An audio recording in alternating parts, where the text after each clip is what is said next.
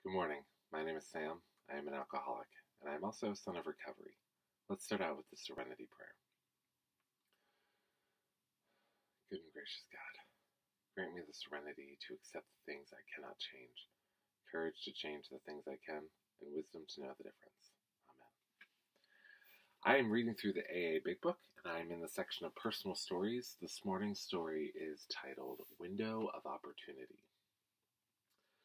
This young alcoholic stepped out a second-story window and into AA. I got sober while I was still in college. Once outside of a meeting, I overheard a conversation between another sober student and a woman who lived in the town where I went to school.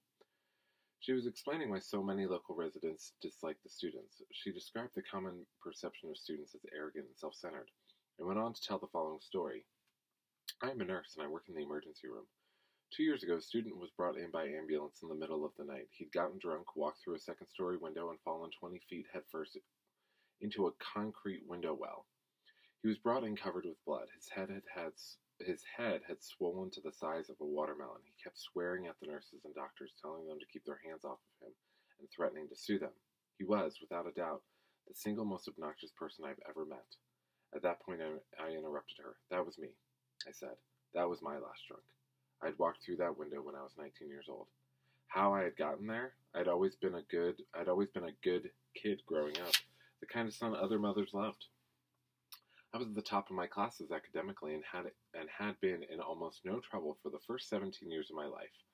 I would like to say that was because of my well-developed moral fiber. In fact, much of it was a result of fear. My earliest memories included threats by my parents to throw me out onto the street for the slightest acts of disobedience. The thought of being forced to live on the street is pretty terrifying for a 6-year-old. Those threats, coupled with a fair amount of physical punishment, kept me frightened and obedient. As I grew older, however, I made a plan. I would be dutiful until I graduated from high school. Then I would escape to college, secure my economic future, and never go home again. Just after my 18th birthday, I left for college. I thought, finally free, and I was in for a rude awakening. Like many alcoholics, I spent much of my life feeling different, as though I just didn't quite fit in. I covered those feelings and my low self-esteem by being one of the smartest people in any group, if not the smartest. Additionally, I became a performer in crowds, always ready for a quick joke to point out the humor in any situation. I managed to bring a great deal of laughter into my life.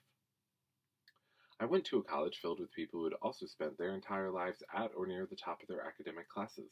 Suddenly, I was no longer special. To make matters worse, many of them had what I only dreamed of, money. My family was strictly working class, struggling to get by on what my father earned. Money had always been a big issue, and I equated it with security, prestige, and worth. My father was fond of saying that the sole purpose of life is to make money. I had classmates whose names were household words that connotated wealth. I was ashamed of my family and ashamed of myself. My shaky confidence crumbled. I was terrified of being found out. I knew that if others discovered who I really was, they wouldn't like me, and I would be left alone, worthless, and alone. Then I discovered alcohol. I had tried it a few times in high school, but never enough to get drunk. I knew that getting drunk meant being out of control. My escape plan required that I always keep my wits about me. I was too afraid to be out of control. When I got to college, however, that fear left me. In order to fit in, I pretended, at first, that I had as extensive a drinking history as any of my classmates. It was not long before my history surpassed everyone's. My drinking career was short and obstructive, and destructive, and my alcoholic progression was very fast. I got drunk for the first time in October. By November, people were willing to wager money that I could not go 1 week without a drink. I won, and in celebration, drank myself sick. By January, I was a daily drunk, and by April, a daily drug user as well. It didn't last long. As I look back on that period, I realized how true it was that one of the primary differences between alcoholics and non-alcoholics is that non-alcoholics change their behavior to meet their goals, and alcoholics change their goals to meet their behavior. Everything that had been important to me, all of my dreams, goals, and aspirations, were swept away in a wave of booze. I realized quickly that I could not drink and function at any high level. That did not matter. I was willing to give up anything so that I could keep drinking.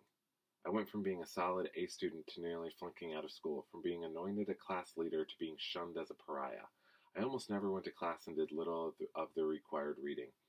I never attended any of the many cultural events sponsored by the college. I forsook everything that makes college worthwhile in favor of drinking. Occasionally, some sliver of pride would work its way through the chaos, resentment, and fear, and cause me to look at my life. But the shame was too great, and I would drive it back down with bottles of vodka and cases of beer. Because my college was fairly small, it did not take long for me to come to the attention of the college deans. It was under their watchful eyes that I first agreed to enter counseling. While the administration saw this as an opportunity to help a troubled student, I saw it as a bargain. I would go to counseling to make them happy, and they would owe me one. Not surprisingly, the counseling had no effect. My daily drinking continued unabated. About a year later, I realized that I was in trouble. I had failed a class during the winter term, I had rarely attended, and had not turned in the term paper on which 50% of our grade was based. The spring term was looking equally bleak. I was enrolled in a class that I had attended only once. I had not written any of the required papers or bothered to show up for the midterm examination. I was bound for failure and expulsion. My life had become unmanageable, and I knew it. I went back to the dean who had guided me into counseling and for the first time admitted to myself and to someone else that I had a problem with alcohol. I didn't think I was an alcoholic. I wasn't even sure what that was, but I knew my life was out of control. The dean allowed me to withdraw from that class the day before the final exam on one condition. I had to enter a treatment center. I agreed. A few days went by. With the pressure lifted, my life did not look so unmanageable. In fact, it looked as if I was back in the saddle. So I thanked the dean for his help and told him that I would be okay on my own. I did not go to a rehab. 2 weeks later, I walked through a second-story window. After insulting the emergency room personnel, I slipped into unconsciousness, where I remained for 5 days. I awoke in a neck brace with complete double vision. My parents were furious. I was flown home and the future looked bleak. God's timing, however, is impeccable. My college had a long history of drinkers, including Dr. Bob. At the time of my accident, the deans were assessing how to respond to student alcohol abuse, and were waiting to try out their latest idea. Alcoholics Anonymous. I was the test case. They told me in no certain terms that I would never get back into this college unless I went to AA. Under that pressure, I went to my first meeting. Looking back, that may have been the first healthy decision I ever made with respect to alcohol. One definition of a bottom is the point when the last thing you lost is the next thing you are about to lose is more important to you than booze. I'm going to repeat that. One definition of a bottom is the point when the last thing you lost or the next thing you are about to lose is more important to you than booze. That point is different for everyone, and some of us die before we get there. For me, though, it was clear. I was willing to do anything to get back into school. I went to my first AA meeting with absolutely no idea what AA was about. I, from a large Irish Catholic family, and have had several relatives in and out of the program. AA, like prison, was shameful, however, and was never discussed. I also had no idea what alcoholism was. I remember a girlfriend once told me that her mother had a drinking problem, but that she was not an alcoholic. Curious, I asked what the difference was. An alcoholic, she told me, someone who needs to drink alcohol every day, even if it is only one drink. A person with a drinking problem does not have a drink every day, but once she starts, she cannot stop. By that definition, I was an alcoholic with a drinking problem. I was surprised by my first meeting. It was in a church, and whatever I had expected, it was not this. The room was filled with well-dressed, smiling, happy people. No rancid coats or 3-day beards, no bloodshot eyes, wheezing coughs, or shaky hands, but laughter. Someone was talking about God. I was sure I was in the wrong place. Then a woman introduced herself and said that she was an alcoholic. I knew then I was an AA. She spoke about feelings of insecurity replaced by confidence, fear replaced by faith, resentment replaced by love, and despair replaced by joy. I knew those feelings. I had insecurity, fear, resentment, and despair. I could not believe it. Here was a person who was happy. It seemed like a long time since I had seen one of those. After the meeting, people welcomed me with open arms and gave me their telephone numbers. The discussion meeting was followed by a speaker meeting where I had my first awakening in AA. The speaker said, if you're an apple, you can be the best apple you can be, but you can never be an orange. I was an apple, all right, and for the first time I understood that I had spent my life trying to be an orange. I looked around at a room filled with apples, and, if I was understanding the speaker, most of them were no longer trying to be oranges. My progress in AA, however, was slow. I refused to go to meetings outside of my neighborhood, which meant that I went only Tuesday and Thursday nights. I always felt better after a meeting. I remember times when something upsetting would happen on a Friday and I would tell myself, I wish it were Tuesday so I could go to the meeting. No matter how many suggestions I heard and how many rides were offered, however, I simply would not go to meetings on those other nights. People gave me many other good suggestions as well. They suggested that I stay out of relationships. I was young and single, and I rejected this idea out of hand. For the first year, I bounced from one sick relationship to another. Then they suggested that I get a sponsor. I had no idea what a sponsor was and was too proud to ask, so I was sure I didn't need one. After all, I was smarter than the rest of these people. They might need someone to tell them how to run their lives, but double vision, neck brace and all, I was doing just fine on my own. People suggested that I find a higher power. I was not fooled. I knew when they said higher power, they meant God, and I knew that God waited for me to step out of line just once so that he could take his revenge. I wanted no part of God. With this resistance, I plodded along for a few months.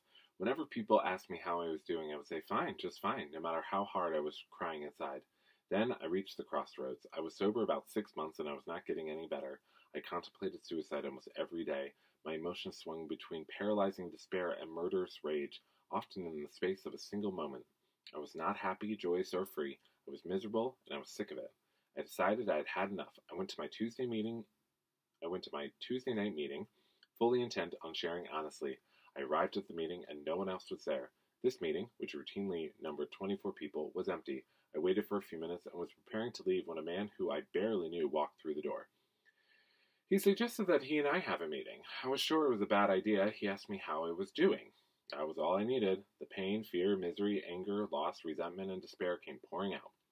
For the next 45 minutes, I talked to this man, who continued to nod his head, smile, and say, yeah, I remember feeling that way. For the first time, I made completely honest contact with another human being. I showed someone who I really was, without fear of rejection. I took an action that was designed to make me feel, rather than just look better. I was met with acceptance and love. When I had finished talking, he told me something simple. You don't have to drink over it. What an idea. I thought that situations made me drink. If I was angry, I drank. If I was happy, I drank. Bored or excited, elated or depressed, I drank. Here was a man telling me that, independent of my life situation, I did not have to drink. If I stuck with AA, I could stay sober under any and all conditions. He gave me hope, and in many ways, he symbolized the door through which I finally walked into Alcoholics Anonymous. I began to change. I began to pray. I became actively involved in working the steps. I had previously dismissed them as the tools of mental inferiors. Now, I embrace them as the rungs of a ladder to salvation. I began working with a sponsor and became active in my home group. I did not understand how making coffee or cleaning up after meetings could have anything to do with staying sober. But older members told me that service would keep me sober, so I tried it, and it worked. My life began to change. Just before my first anniversary, I was readmitted to my college. I arrived back on campus terrified. All I had known there was drinking. How was I ever going to stay sober under these conditions? The answer was simple. I threw myself into AA. Some very loving people took me under their wings. I had the opportunity to perform a fair amount of 12-step work with other students, and by the time I graduated, there was a thriving AA community at the school. After graduation, I attended law school. I arrived to find an AA that was very different from that to which I'd grown accustomed. I was sure I would get drunk because those people weren't doing it right. My sponsor back at college, aware of my propensity for finding fault, assured me that if my new friends were not doing it right, it was my obligation to show them how, so I did. Driven by fear and conceit, I set out to remake AA in my image. I am certain that if membership had depended upon being liked, I would have been expelled. After some time, I called my sponsor to report my progress. He stopped me short with a simple question. Those people who aren't doing it right, are they staying sober? I admitted that. Despite their failings, they were staying sober. Good, he said. You have told them what AA is. Now it's time for you to listen to figure out how they are staying sober. I followed that suggestion and began to listen. Slowly but surely, some wisdom and humility began to creep in. I became more teachable. I found God working all around me where previously I was sure I had been alone. When I opened my eyes enough to see the miracle, I found that it was right in front of my face. I was growing in God's love. I was fortunate to have an opportunity to spend time abroad during law school. That was something I had dreamed of doing while drinking, but when push came to shove, I drank. Now sober, I've been in meetings in probably a dozen countries and have always been amazed at the message that transcends all linguistic and cultural differences. There is a solution. Together, we can live soberly, joyously, and freely. My life has been one of great joy. I'm now 33 years old, and God willing, in 1 month I will celebrate my 14th AA anniversary. I am surrounded by loving friends, on whom I depend and who depend on me. I have reconciled with my parents, from whom I had been estranged. My life is filled with laughter again, something that alcohol had taken away. I was married shortly after my 9th anniversary to a loving woman. 1 week before my 12th anniversary, our son was born. Through him, I learned more about unconditional love, the value of wonder, and the sheer joy of being alive. I am active in AA service, work, and have both a sponsor and several sponsees with whom it is a privilege to work. All of those are gifts from God. I express my gratitude by enjoying them. I once knew a woman who was crying before a meeting. She was approached by a 5-year-old girl who told her, "You don't have to cry here. This is a good place. They took my daddy and they made him better." That is exactly what AA did for me. It took me and it made me better. For that, I am eternally grateful. Ooh, that was good. Oh my gosh. I am eternally grateful too. Because that is exactly what AA did for me. It took me and it made me better. His story of gaining humility is really beautiful.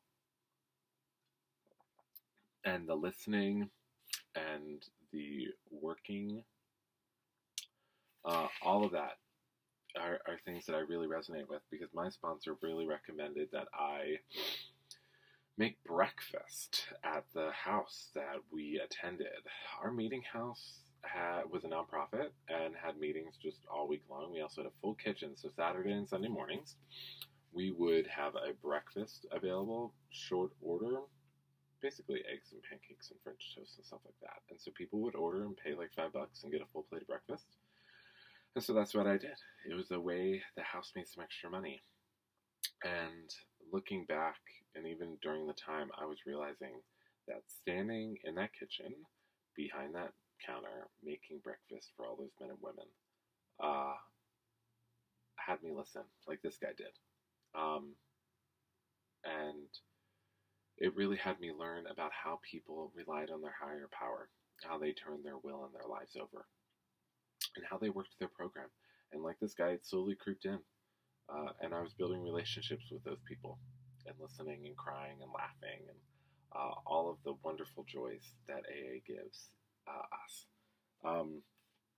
I mean, this kid's story is amazing, that he survived a fall out of a second-story window and remembers it. That is terrifying. I wonder how much of it he actually remembers.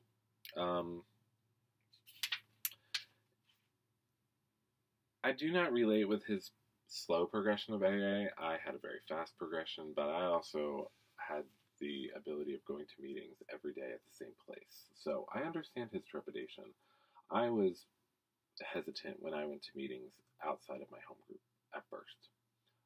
But I found a lovely home group that I loved going to when I would visit my parents. It was really wonderful.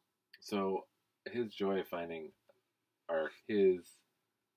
joy in other groups around the world is a wonderful statement too of the fellowship that AA is all the time, everywhere. Well, this was a wonderful story. If you have any thoughts, questions, or ideas, please leave them. I hope you have a blessed day, and peace, love, and coffee.